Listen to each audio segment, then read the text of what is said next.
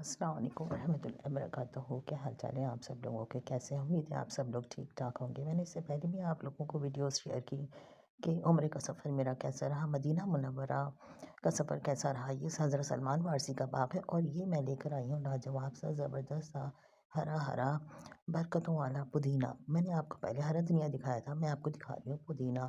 یقین جانیے آپ اس کو اپنے ساتھ جب بھی آپ آتے ہیں نا، اس کو لے کر آئیے، اس کو اپنے کچن کے اندر رکھیے اور اس کی برکتوں سے ہرا ہرا ہرے رنگ، اور اس کی برکتوں سے کیونکہ مدینہ شہر سے آیا ہے، اس کی برکتوں سے انشاءاللہ آپ کے گھر میں، آپ کے کچن کے اندر برکتیں ہی برکتیں رہیں گی.